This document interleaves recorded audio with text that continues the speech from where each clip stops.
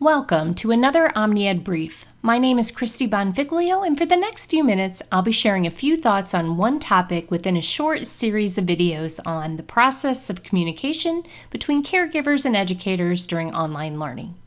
Please be sure to take a peek at the other videos in this series, but for now, let's determine what to communicate. Reflecting on the content of your communication is critical, and there are several things to consider when approaching that what. We will take a deeper dive into each of these, but let's overview them here briefly.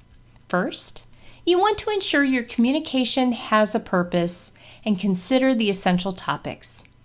Determine the behaviors, both appropriate and inappropriate, as well as observe a level of engagement and document the child's emotions, decisions, and relationships. Another consideration is identifying challenges and barriers to successful learning. So let's get started. Ensure your communication has a purpose.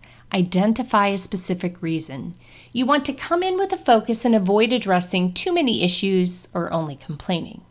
Be ready to clearly outline your reason. For example, is the child behind on assignments? Or is there difficulty finding materials for learning? Focus your thoughts and prepare for the conversation with a goal in mind. During this time of preparation, consider the essential topics. Regarding content, are there specific subjects, math or English, that are more difficult for the child? Consider the successful subjects as well. And within a subject, can you identify lessons your child can't do or won't do? Are there ways the teacher presents information that confuse the child? What about strategies that lead to success? Maybe the way something is explained and presented visually with examples the child can relate to is the best presentation of new content.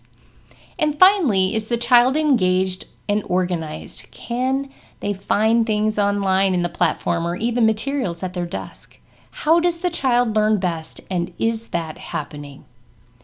In addition to the purpose and topics, be prepared to identify the child's behaviors, those appropriate for learning as well as inappropriate ones. In order to do this, you'll need to observe the child's behaviors. What is he or she doing or not doing? And you'll characterize them based on clarified expectations that were previously communicated. You'll be recording what you see and what you hear. Included as a behavior is level of engagement. Is the child on task and doing what is intended? Is there appropriate concentration, a desire to be involved in lessons? Or do you see inattention, distractibility? Another indicator of engagement could be whether tasks are getting completed or whether things go unfinished. Engagement can be correlated with success, and therefore it's really important to foster.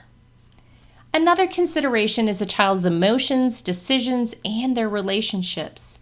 Do you see confidence and accomplishment, or is the child frustrated and anxious during academic tasks?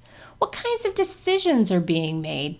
What process is used to problem solve, either an academic problem or perhaps where to find more supplies for the science project? How does the child organize and complete tasks? Document these decisions and the processes for making them. And finally, is there trust in the classroom so a child feels comfortable to answer questions and ask for help? Relationships can greatly impact a child's success.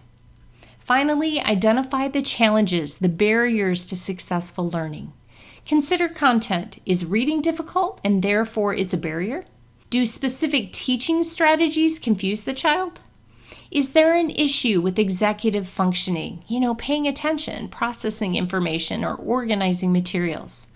Or what about expectation and the misalignment to the child's strengths?